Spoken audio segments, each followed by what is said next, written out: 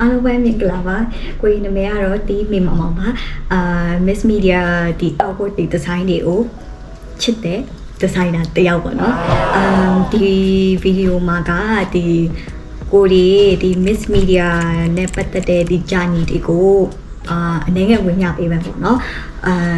ပြီးတော့ဒီ art နဲ့ design ဆိုတာဘာလဲပြီးတော့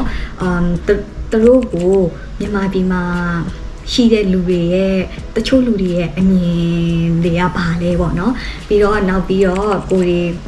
ဒီ Miss Media ဒီအပိုင်းကိုဘာလို့ရွေးချယ်ကြလဲဆိုတာကိုဝင်ပြပေးတော့တာဖြစ်ပါတယ်။ကဲပထမဆုံး art ဆိုတာကဘာလဲသူ့ကိုရိုးရိုးရှင်းရှင်းနဲ့ပြောရရဲဆိုရင် art ဆိုတာကကိုယ့်ရဲ့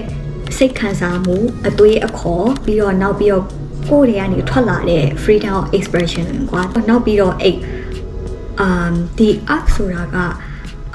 concept တစ်ခုကွာအဲ့ဒါကိုမပြောဘဲနဲ့လေလူတွေကခံစားနိုင်တယ်ကွာသိလားအဲ့လိုမျိုးဥပမာအနေနဲ့ပြောရရင်ကွာ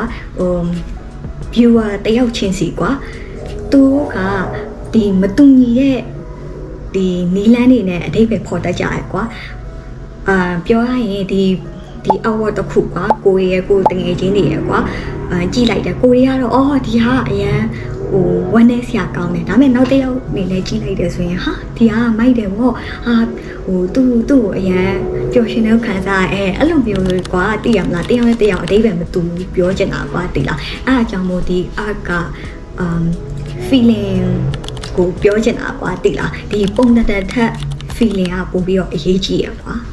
ဒါပေမဲ့ design မှာကဒီ audience ကိုတတိထားတဲ့အလုပ်ဖြစ်တယ်ကွာဒီ design ကဒီအခုပြောကြတဲ့အတိုင်း problem solving ကွာတစ်ခုလုပ်ဖြစ်အောင်လုပ်တဲ့ process တစ်ခုပေါ့နော်ဆိုလိုချင်တာကtarget group ရှိရယ်နင်း logo တစ်ခုလုပ်မယ်ဆိုရင်ဒီ brand ရဲ့သဘောတရားကိုဒီမြင်တဲ့လူကနားလေသဘောပေါက်ကိုလို့ရကွာ UI UX လည်းတူတူပဲကွာဒီ user တွေကိုလွယ်ကူအောင်ဖန်တီးရတဲ့အလုပ်ပဲကွာဒီလားဥပမာအနေနဲ့ပြောရရင်အခုဒီ coffee cup ကွာဒီ coffee cup မှာဒီလက်ကိုက်မပါဘဲနဲ့ဒီတိုင်းကိုက်နေဆိုရင်မဟုတ်အလုံးမဖြစ်ဘူးလားဆိုတာမဟုတ်ဘူးအလုပ်ဖြစ်တယ်ဒါပေမဲ့ဒီလက်ကိုက်လေးပါလိုက်တော့နင်းတော့ပို့ပြီးတော့အဆင်မပြေပါဘူးလားအဲ့ဒါကိုပြောချင်တာကွာတိလား user တွေကိုပို့ပြီးတော့အဆင်ပြေအောင်အဲ့ဒါလုပ်ပေးရတဲ့အလုပ်ပါဖန်တီးပေးရတဲ့အလုပ်ပါ design ကအဲ့နဲ့တူပေမဲ့လည်းကွာဒီ design မှာကဒီအသုံးပြုမှုကိုထည့်ပြီးတော့စဉ်းစားရတဲ့အတွက်ကြောင့်မို့ပို့ပြီးတော့တာဝန်ကြီးတဲ့အလုပ်ဖြစ်တယ်ကွာတိလားဆိုတော့ art ကမတိကျတဲ့ဒီ emotion တွေ feeling တွေကိုပေါ်ပြတာဒီ design မှာကထိထိရောက်နဲ့အသုံးချရတဲ့ system တစ်ခုလို့ပြောရမှာပေါ့နော်ဒါမဲ့ငါမြင်မှာတော့ဒီ art နဲ့ design တွေကကွာအဲ့လိုမျိုးကွဲနေရတော့မဟုတ်ကွာတိလားဘယ်လိုပြောမလဲစီနဲ့စားလို့ပဲကွာတစ်ခုမရှိရင်တစ်ခုမကောင်းနှစ်ခုလုံးအဲ့လိုမျိုး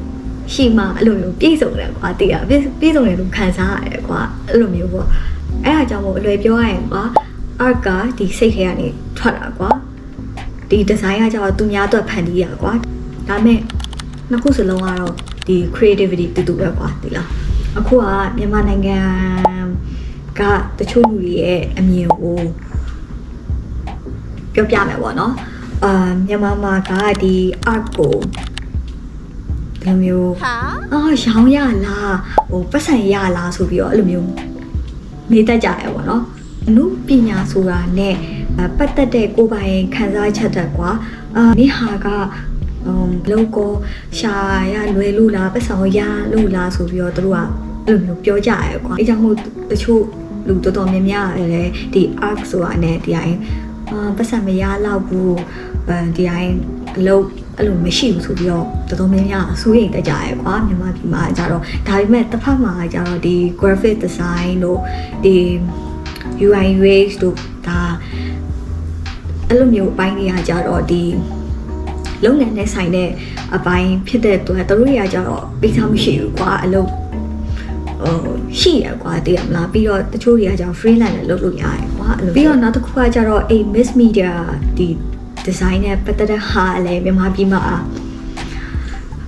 အဲ့လောက်ရှိလားမရှိလားမပြောတော့ဘူးဒါပေမဲ့အဲ့လောက်ရှိတယ်ဆိုရင်တော့မှကိုယ်မသိရနေပါပါဘယ်သူမှတိတ်လုံးလေးမရှိဘူးကွာမြန်မာပြည်မှာကွာဒီအနုပညာဆိုတာနဲ့ဒီသူတို့ရဲ့ပုံမှန်ထင်တာကြတော့ကွာဒီပကြီးဆွဲတာတို့ဒီမှာခဲအဲ့လိုမျိုးကြီးချစ်တာတို့တည်ရမလားပကြီးဆွဲတဲ့အဲ့လိုမျိုး painting တို့ဘာတို့အဲ့လိုမျိုးပဲဒီ art တို့ထင်ကြတယ်ကွာဒါပေမဲ့ Miss Media ကွာပို့ပြီးတော့ပြော boundary ကိုချိုးဖောက်တယ်ကွာသိလားဒီ Miss Media design ကကြတော့ဒီ art ကိုဒီ design ထဲမှာအဲ့လိုမျိုးနှစ်ခုစလုံးကွာလှည့်ပတ်ပြီးတော့သုံးတဲ့ဒီ artwork ကွာတည်လားအဲအကြောင်းမို့ဒီ art လည်းသုံးမယ်ဒီ design တွေကအဲ့လိုမျိုး graphic အဲ့လိုမျိုးဟာတွေလည်းပေါင်းသုံးမယ်ကွာဘာမှကန့်သက်ချက်မရှိဘူးကွာပြီးတော့ငါဘာကြောင့်ဒီ Miss Media ကိုရွေးချယ်ခဲ့တာလဲဆိုတာအချင်းချုပ်ပြောပြမှာကွာအဲ့တော့ကဒီ art တို့ design တို့မှာမဟုတ်ဘူးကွာဒီ Miss Media မှာကအားကြောင့်တော့ဒီ traditional painting တို့ဘာလို့အဲ့ဒါလည်းပါမယ်ကွာပြီးတော့ design က show တို့ဘာလို့အဲ့ဒါနဲ့ပေါင်းပြီးတော့လုပ်ရတာငါအရင်သဘောကျတယ်ကွာဥပမာနေနဲ့ပြောရဲဆိုရင်ဒီ April 8 ရက်နေ့ကွာငါပွဲရရကွာအိမ်မှာငါတငယ်ချင်းတွေကိုငါအမတ်တရားအနေနဲ့လောကစိတ်ဝင်စားဖို့ကောင်းတဲ့အိတ်ထက်ချကွာဒီတပုံစီမှာပေးရကွာလက်ဆောင်နေနဲ့ကြည့်လိုက်ရတာဘာမဟုတ်ကွာဟောဒီဟာတပုံပဲဒီပုံစံပဲဒါပေမဲ့အဲ့ဒါလောက်ရတဲ့အချိန်က2ရက်3ရက်လောက်ကွာသိအောင်လားအသေးလောက်ရကွာသိလားဒါပေမဲ့အဲ့ဟာကိုကဘယ်လိုပြောမလဲအသေးကြိုက်တယ်ကွာသိလားလုံးနေရရင်ပျော်တာကွာငါနဲ့လည်းကြိုက်တယ်လို့ခံစားရတယ်အဲ့ဒါကြောင့်မို့ဒီ Miss Media ဒီ design ကိုဒါရွှေ့ရကွာပြီးတော့ငါရဲ့ရည်ရွယ်ချက်ကကွာဒီ art ကိုခံစားမှုနဲ့ပဲမဟုတ်ပဲနဲ့ဒီဘယ်လိုပြောမလဲစဉ်းစားမှုလည်းပါတဲ့ဒီ award တစ်ခုအဖြစ်ဖန်တီးချင်တာပြီးတော့ဒီ Miss Media ရွေးတဲ့အကြောင်းကသူကကြတော့ဒီ design နဲ့တူတယ်ကွာ design မှာကလိုအပ်တဲ့ bridge ရှိတယ်ပြီးတော့အသုံးပြုတဲ့လူတွေကိုလည်းထည့်စဉ်းစားရတယ်အဲ့လိုနဲ့ဒီ art နဲ့ design ကလည်းမတူပေမဲ့ဒါပေမဲ့ရည်ရွယ်ချက်ကတော့တူပဲပေါ့အားကဒီ art နဲ့ design ကြားမှာရှိတဲ့ boundary ကိုဖယ်ပြီးတော့တစုတစည်းတဲ့ပေါင်းကျင်တာကွာဒီ YouTube channel မှာကွာ art ပဲဖြစ်ဖြစ်ဒီ design ဘိုင်းပဲဖြစ်ဖြစ် Miss Media နဲ့ပတ်သက်တဲ့အကြောင်းအရာတွေကိုငါဒါဝေမျှသွားမှာပေါ့ကွာကဲဒီနေ့ကတော့ဒီလောက်ပဲအပြင်မှာမိုးတွေလည်းမှောင်နေပြီအမှန်တော့ဒီနေ့ကမုန်တိုင်းရှိလို့ကိုယ် share လုပ်ပေးမယ်ဒီ Miss Media နဲ့ပတ်သက်တဲ့ဗီဒီယိုတွေကိုစိတ်ဝင်စားရဲဆိုရင် like and subscribe လုပ်ပေးသွားကြပါအားလုံးတတ်တာ